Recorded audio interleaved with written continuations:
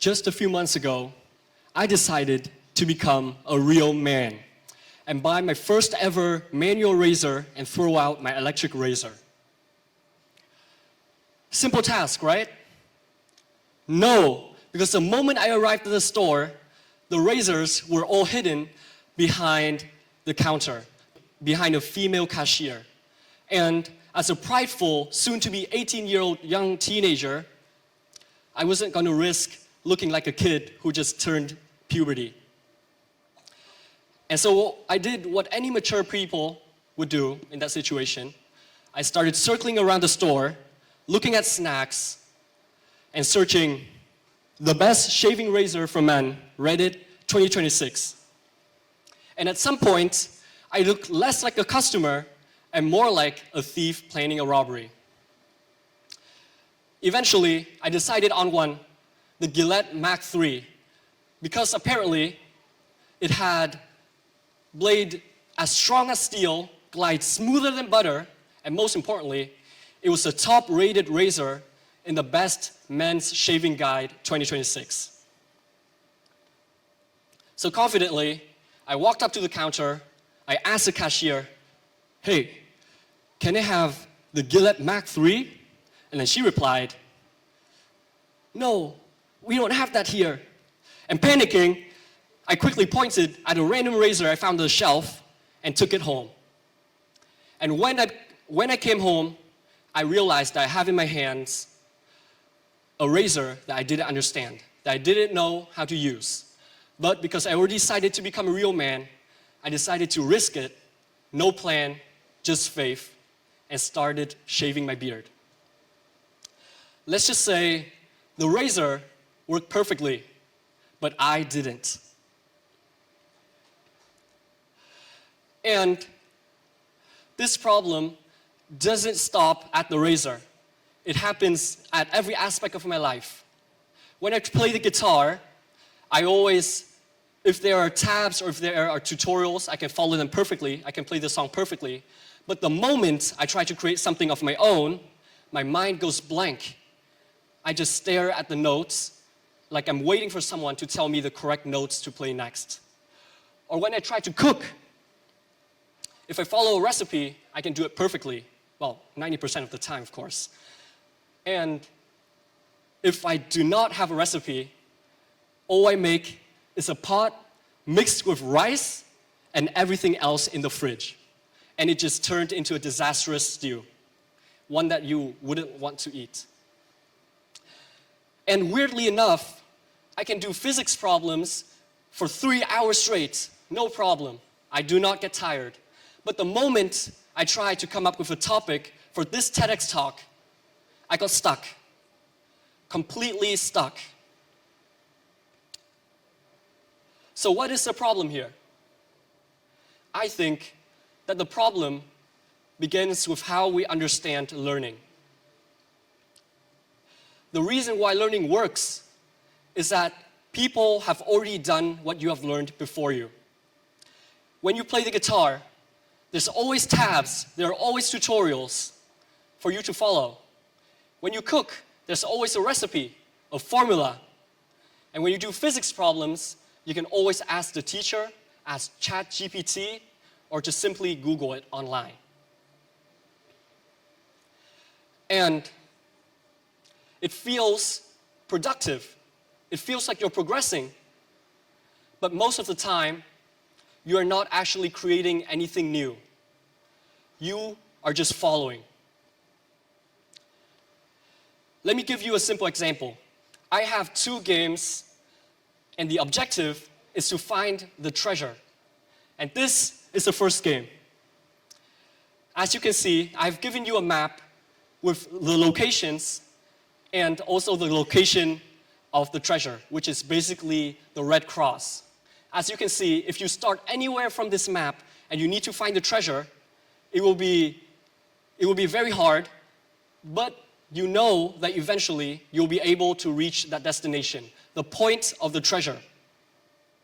And this is exactly what learning feels like. You know that eventually, if there's a hard problem, you'll eventually solve it. You'll eventually be able to reach the destination. But the problem with this is that just like every treasure map, just like any learning curriculum, the moment it is distributed, there will be many people who have the same map as you.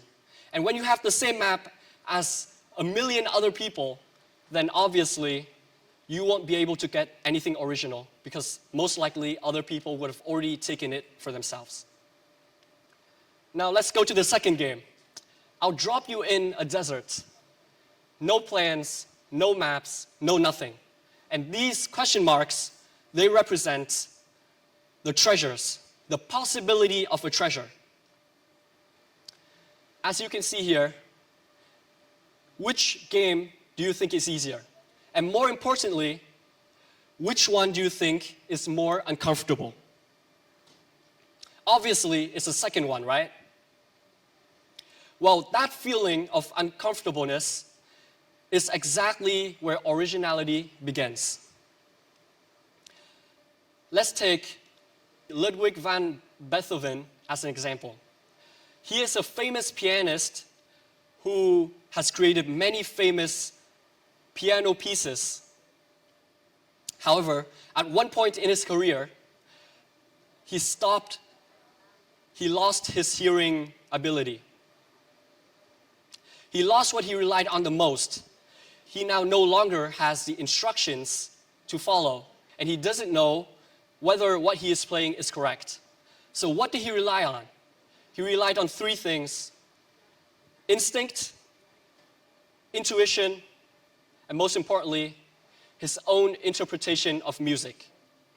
And that's exactly what I believe originality is. So, you may ask, how do I get this magical power of originality? I want to create the next Facebook. I want to be the next Elon Musk. Well, fear no more, because I will give you the perfect formula, the perfect recipe for this exact originality. So you've probably seen these concepts 1,000 times before from CEOs and other people. First, you need curiosity. And from curiosity, you mix it with a bit of courage to change, or a bit of courage to be wrong. And then you add in a bit of patience, and at last, you sprinkle a bit of obsession. And from this formula, I guarantee you that you'll get originality. At least, that's what I would say if I were to be a motivational speaker at TEDx on a stage. Well, I guess I am. But let's take this recipe of mine and throw it out of the window. Because if originality is something as simple that following a recipe can achieve, then why hasn't 1,000 people, 1,000,000 people already have a bunch of new original ideas? Well, obviously they don't. What I believe is that originality is something messy. It comes from your own personal experiences, your own combination of experiences. It's how you grow up. It's the environment that you grow up in. It's the way that you talk to people, with your experiences with people, and the way that you view the world. And two people on earth cannot have the same combination of these things. And from there, you can see that these combination of experiences are what makes us original.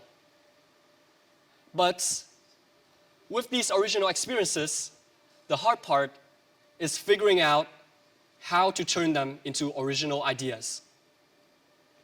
I believe that you have to base your original ideas on your personal experiences and synthesize them into something new.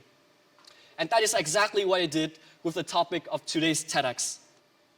I have always been someone that is studious. I study a lot, and I've always felt that learning is very easy. Because no matter how hard a question is, no matter how hard a concept is, you will always know that eventually, if you do it enough times, you will achieve at the destination that the teacher or that the system wanted you to arrive at. However, when I try to come up with this TEDx topic, I became blank. It felt like I was trying to create something out of nothing. It felt like I was trying to create something that I didn't know what it would look like. And so what I did was that I took those two experiences of mine and combined it into today's TEDx. I believe that learning is a very important tool. It is like this camel. It is like this shovel for you to travel in the desert, for you to dig up the treasure. But even if you have the best of tools, how can you find the treasure if you don't know where to dig and where to look for the treasure? And before I leave this text today, I would like to leave everyone with a question. How would you learn originality? Thank you.